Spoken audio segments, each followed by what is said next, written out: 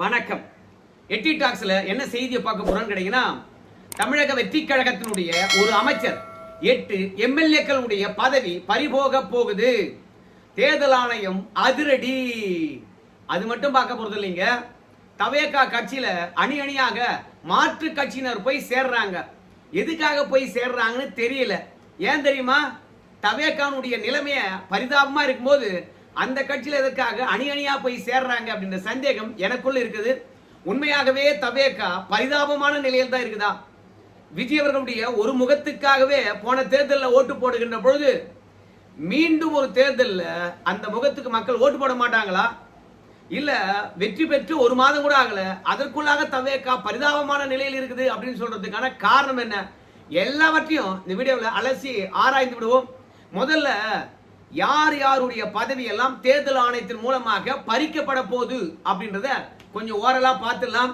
நம்முடைய பள்ளி கல்வித்துறை அமைச்சராக இருக்கக்கூடிய ராஜ்மோகன் அவர்களுடைய எம்எல்ஏ பதவி, Thanjavur MLA Vijay Saravanan, Virudhunagar MLA Selvam, Tambaram MLA Sarathkumar, Kumarapalayam MLA Vijayalakshmi, Goundampalayam MLA Kanimozhi அவர்கள், Avadi MLA Ramesh, Ambattur MLA Balamurugan, Polur MLA, இந்த மாதிரி அமைச்சருடன் சேர்த்து 9 பேருடைய எம்எல்ஏ பதவி தேர்தல் ஆணையமானது காலி பண்ண போது. என்ன காரணம் அப்படின்னு பார்க்கும்போது, இவங்க வேட்புமனு தாக்கல் செய்கின்ற பொழுது பிரமாண பத்திரத்துல இவங்களுடைய கல்வி தகுதியை தவறா கொடுத்திருக்கிறாங்களாம். உண்மைக்கு புறம்பா இருக்கிறதா. ஒட்டுமொத்தமாக தேர்தல் ஆணையமானது அலசி ஆராய்ந்திருக்கிறது, உண்மையை கண்டறிந்திருக்கிறது. அதிகாரப்பூர்வமாக ஆதாரப்பூர்வமாக அமைச்சர் முதற்கொண்டு 8 எம்எல்ஏக்கள் கிட்ட காரணத்தை கேட்க போறாங்க. அப்படி காரணத்தை கேட்கின்ற பொழுது நம்முடைய அமைச்சர் அவர்களும் 8 எம்எல்ஏக்களும் தேர்தல் ஆணையம் குறிப்பிடுகின்ற விஷயம் தவறு அப்படின்னு நிரூபிக்கணும். நாங்க ஏற்கனவே பிரமாண பத்திரத்துல என்ன கல்வி தகுதி கொடுத்திருக்கிறோமோ அந்த கல்வி தகுதி தான் எங்களுடைய உண்மையான கல்வி தகுதி அப்படின்னு தேர்தல் ஆணையம் ஏற்றுக்கொள்ள வேண்டும். அதற்கான ஆதாரங்களை இந்த 8 எம்எல்ஏக்களும் நம்முடைய பள்ளி கல்வித்துறை அமைச்சரும் கொடுக்கணும்.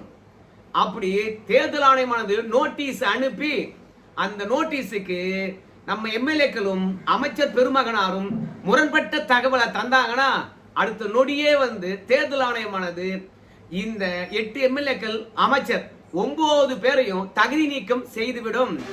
நீதிமன்றத்துக்கு போனாலும் எடுபடாது. அதனால ஆதாரபூர்வமாக கண்டறிந்திருக்கிறது தேர்தல் ஆணையம். அது பற்றியான கருத்தை எம்எல்ஏக்கள் கிட்டையும் சரி, நம்ம அமைச்சர் பெருமக்கள் கிட்டையும் சரி கேட்க போது. எப்படியா இருந்தாலும் சரி, இன்னும் 3 மாத காலம் இருக்கிறது இடைத்தேர்தல் வரதுக்கு. 5 தொகுதிக்கு இடைத்தேர்தல் வரப்போது இல்லையா? இன்னும் 5 மாத காலம் இருக்குது. ஆனா இந்த 5 மாத காலத்துக்குள்ளாக இந்த 9 பேருடைய எம்எல்ஏ பதவியும் தகுதி நீக்கம் செய்யப்பட்டால் சேர்த்தே இடைத்தேர்தல் நடைபெறுவதற்கான வாய்ப்பு இருக்கிறது. அதனால இந்த 9 பேருடைய பதவி பறிக்கப்பட்டால் தவேகா ஆட்சி எந்த நிலையில இருக்கு என்பதை நீங்க சிந்தித்து பார்க்க வேண்டும். கல்வி அமைச்சரே தன்னுடைய கல்வி தகுதியை போலியா கொடுத்திருக்கிறாரு. இந்த தவேகா ஆட்சி தூய ஆட்சியா, நேர்மையாக ஊழலற்ற வெளிப்படையான ஆட்சி நடத்துவாங்களாம். ஆனா இன்னைக்கு மு.க. ஸ்டாலின் அவர்கள் மகளிர் அணி கலந்து கொண்ட ஆலோசனை கூட்டத்தில் பேசுகின்ற பொழுது ஜனநாயக சக்திகளை பொறுத்த வரைக்கும் இந்த முதலமைச்சரை பார்த்து சில கேள்விகளை கேட்கணும். ஏன் தெரியுமா? இந்த தவேகா ஆட்சிக்கு பெரும்பான்மை கிடைக்கல. பெரும்பான்மை கிடைக்காத காரணத்தினால திமுகவில் இருந்த கூட்டணி கட்சிகளை கொண்டு சென்று ஆட்சி அமைத்திருக்கின்றார். அந்த கூட்டணி கட்சிகள் மீது நம்ம முதலமைச்சருக்கு நம்பிக்கை இல்லையா? எதற்காக ஓட்டு போட்டு கையில் இருக்கின்ற மழை அழிவதற்குள்ளாக பதவியை ராஜினாமா பண்ணிட்டு தவேகாவில் அதிமுக எம்எல்ஏக்களை சேர்த்திருக்கிறாரு. தீர்ந்து போன சக்தி என்று சொல்லிவிட்டு அந்த தீர்ந்து போன சக்தி கிட்ட இருந்து எம்எல்ஏவை எதற்கு விலைக்கு வாங்கினாரு? ஊருக்கே தெரிந்து எதற்காக குதிரை பேரம் நடத்தினாரு? இந்த ஜனநாயக சக்தி என்று சொல்லிவிட்டு தவேகா கூட போய் சேர்ந்திருக்கக்கூடிய காங்கிரஸ் கட்சிக்காரங்க கேள்வி கேட்பாங்களா? அநீதிக்கு எதிராக பொங்கக்கூடிய கம்யூனிஸ்ட் கட்சிகள் கேள்வி கேட்பாங்களா? அதாவது தீர்ந்து போன சக்தி கிட்ட இருந்தே நீங்க எம்எல்ஏவை திருடுறீங்கன்னா நீங்க எந்த அளவுக்கு காஞ்சி போன சக்தியா இருப்பீங்க? அதாவது காய்ந்த மாடு கம்பங்கொல்ல புகுந்த மாதிரி ஐயோ யாராவது எம்எல்ஏக்கள் ஆதரவு கிடைக்காதா அப்படின்னு நினைச்ச நம்ம விஜய் அவர்கள் பக்கத்தில் இருந்த அதிமுக என்ற கம்பங்கொல்லியில காஞ்ச மாடு மாதிரி புகுந்து 4 பேரை ராஜினாமா பண்ணி அவங்க கட்சியில சேர்த்துக்கிட்டாராம். அப்போ கூட்டணி கட்சிகளை பொறுத்த வரைக்கும் என்ன கேள்வி கேட்கணும்? எங்க மேல நம்பிக்கை இல்லையா? இல்ல உன் ஆட்சி மேல உனக்கே நம்பிக்கை இல்லையா? எதுக்கே அதிமுக எம்எல்ஏ? நீ ஊழல் சக்தி தானே சொன்ன, தீந்து போன சக்தி தானே சொன்ன. ஆனா நீ பண்ற செயல்பாடுகள் சுத்தமா நேர்மையா இல்லையே, வெளிப்படையா இல்லையே, நீ எப்படி தூய ஆட்சி தருவ அப்படின்னு அளவா நீ கேட்கணும். ஆனா கம்யூனிஸ்ட் கட்சிகளை பொறுத்த வரைக்கும் திமுக மீது இருக்கக்கூடிய வெறுப்பு காரணமாக தவேகா தருகின்ற உள்ளாட்சி தேர்தல் இடங்களுக்காக அமிக்கி வாசிக்கிறாங்க அப்படின்னு நம்ம மு.க. ஸ்டாலின் அவர்கள் அதிமுகவுக்காக பரிந்து பேசியிருக்கின்றார். இல்ல பக்கத்தில் இருந்த தீந்து போன சக்தி கிட்ட தான் எம்எல்ஏவை திருடிட்டீங்க, ஓகே, உங்களுக்கு பெரும்பான்மை கிடைச்சு போச்சு, நல்லாட்சி நடத்துனீங்களா? அதாவது பெண்களுக்கு எதிரான குற்றங்கள் யாரால நடக்குது? எல்லாம் இந்த தவேகா காரனுடைய நிர்வாகினால தான் நடக்குது. அது மட்டும் கிடையாது, இந்த சிங்க பெண்கள் படைன்னு ஒண்ணு போட்டாங்க. அந்த சிங்க பெண்கள் படையை பொறுத்த வரைக்கும் தவேகா காரனை சுத்தி சுத்தி கண்காணிப்பதற்கு மட்டும்தான் உதவுது போல இருக்கு. ஏன்னா ஆனந்தூர்ல பாருங்க, ஸ்ரீவைகுண்டத்துல பாருங்க, அங்க பெண்களை சீரழித்தது இதே தவேகா காரன் தான். இத்தனைக்கும் அந்த பெண்களை பொறுத்த வரைக்கும் விஜய் அவர்களுடைய ரசிகர்களா இருக்கிறாங்க. அதையே காரணமா காட்டி இந்த காமுகங்கள் பாத்தீங்கன்னா அந்த பெண்கள் மீது வன்புணர்வை திணித்திருக்கிறானுங்க அப்படின்னு ஸ்டாலின் அவர்கள் பேசிட்டு நம்ம நித்தி ஆயோக் கூட்டத்துக்கு போனார். நித்தி ஆயோக் கூட்டத்துக்கு போய் மோடி கிட்ட ஏன் போய் பம்புறாரு? அதுதான் கொள்கை எதிரியாச்சு, அதான் பாசிசமாச்சு. எதற்காக கையை பிடிச்சி கெஞ்சிக்கிட்டு இருந்தாரு? கரூர் வழக்கில இருந்து என்ன காப்பாத்தி விடுங்க எஜமா அப்படின்னா. சோ இந்த விஜய் அவர்களை பொறுத்த வரைக்கும் பாஜகவுக்கு எதிராக இருப்பாரு. சோ கொள்கை எதிரி என்றால் சமரசம் செய்து கொள்ள மாட்டாரு அப்படின்னு நினைச்சுக்கிட்டு திமுக கூட்டணியில் இருக்கக்கூடிய கட்சிகள் எல்லாம் திமுக கூட இருந்து டகால்னு அப்படியே போய் தவேகாவுக்கு தாவிட்டாங்கப்பா. நாம் என்ன சொன்னோம்? இன்னைக்கு நடக்கின்ற ஆட்சியை பார்க்கும்போது மக்களே இந்த ஆட்சி வேண்டாம் என்று தூக்கி எறிவாங்க போல இருக்குது 3 மாசத்திலேயே. அப்படி 3 மாசத்தே இந்த ஆட்சியை தூக்கி எறிகின்ற பொழுது இந்த ஆட்சியில் நடக்கின்ற கொடூரங்களை நம்ம எப்படி பேசாம இருக்க முடியும்? அதாவது கொடுத்த வாக்குறுதியை நிறைவேற்றுவதற்கு 6 மாசம் எடுத்துக்கியா. ஆனா மக்களை காப்பாத்துகின்ற சட்ட ஒழுங்கு பிரச்சனைய இப்போதிலிருந்து கையில் எடுத்து அதிகாரத்தை பயன்படுத்தி காவல்துறையை முடுக்கி விட்டு மக்களுக்கு அமைதியான வாழ்க்கையை கூடியான்னு கேட்டா கூட்டணி கட்சிகளை பொறுத்த வரைக்கும் 3 மாசம் கூட ஆட்சி தாங்காது, கலைஞ்சு போடும், என்னவோ நாம தான் ஆட்சியை கலைக்க போற மாதிரி பேசியிருக்காங்க அப்படின்னு சொல்லிவிட்டு ஸ்டாலின் அவர்கள் இன்னைக்கு பேசியிருக்கின்றார். இப்போ ஸ்டாலின் பேசுனதெல்லாம் எதற்காக எங்க கிட்ட கொண்டு வந்து சேர்த்த அப்படின்னு சொல்லிட்டு நீங்க கேட்கலாம். அதாவது அதிமுக இருந்தும் திமுகவில் இருந்தும் அம்மா மக்கள் முன்னேற்ற கழகத்தில் இருந்தும் பிஜேபி இருந்தும் இன்னைக்கு கூட அணி அணியா போய் தவேகாவில் சேர்ந்திருக்கிறாங்க. நீங்க டிவி ஆன் பண்ணி பாருங்க. இந்த ஆட்சியில பெண்களுக்கு எதிரான குற்றங்கள், விவசாயிகளை வஞ்சித்திருக்கக்கூடிய இந்த அரசாங்கம் தேர்தல் வாக்குறுதியை ஒண்ணு கூட சரியா நிறைவேற்றாது, மக்களுடைய எதிர்ப்பை மொத்தமா சம்பாதித்திருக்கிறது இந்த அரசாங்கம். இப்படி நல்ல ஆட்சியும் கொடுக்கல, நல்ல கட்சியாவும் இல்ல. இதை எப்படி மக்கள் மீண்டும் தேர்ந்தெடுப்பாங்க? எதற்காக அணி அணியா போய் எங்க தவேகாவில் சேர்றானுங்க? அதிமுக இருக்கிறவங்க அத்தனை பேரும் மொத்தத்துல ஒரு கட்சி வெற்றி பெற்றால் அந்த வெற்றி பெற்ற கட்சியை வச்சு ஏதாவது சம்பாதிக்க முடியுமா? அதிமுக இருக்கிறவனும் அப்படிதான் இருக்கான், திமுக இருக்கிறவனும் அப்படிதான் இருக்கான். ஏன்பா திமுக இருக்கிறவங்க சேர்ந்த மாதிரி தெரியலையே அப்படின்னு சொல்லும் போது ஏற்கனவே நம்ம பேசியிருந்தோம். ஒரே நாள்ல 113 ஒன்றிய செயலாளர்கள் தவேகாவில் போய் இணைஞ்சாங்க. திமுக காரங்க, திமுக ஆடி போச்சு. இதுவரைக்கும் 127 ஒன்றிய செயலாளர்கள் தவேகாவில் போய் இணைஞ்சிருக்காங்க திமுகவில். இன்னைக்கு தேனி மாவட்டத்தில் இருக்கக்கூடிய எல்லா மக்கள் பிரதிநிதிகளும், அது மட்டும் கிடையாது, ஒன்றிய மாவட்ட எல்லா நிர்வாகிகளும் அப்படியே போய் சேர்ந்திருக்காங்க. பேரூராட்சி தலைவர்கள் இருந்து எல்லாருமே போய் இன்னைக்கு திமுக இருந்து தவேகாவில் சேர்ந்திருக்காங்க.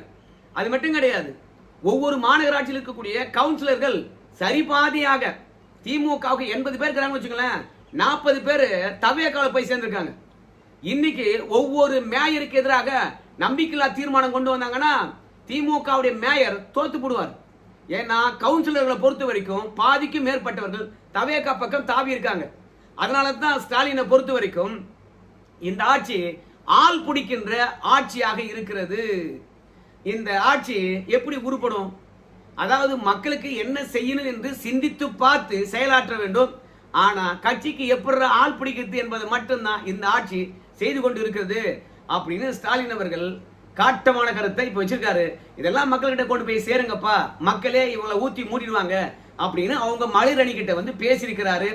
சோ இப்படி ஒட்டுமொத்த ஊடகமும் சரி, எதிர்கட்சிகளும் சரி, தவேகாவை காலி பண்ண களத்தில் இறங்குகின்ற பொழுது அதிமுக தோத்து போச்சு, திமுக தோத்து போச்சு, அம்மா மக்கள் முன்னேற்ற கழகம் தோத்து போச்சு, பாஜக தோத்து போச்சுன்னு சொல்லிவிட்டு அங்க ஓடுறீங்க.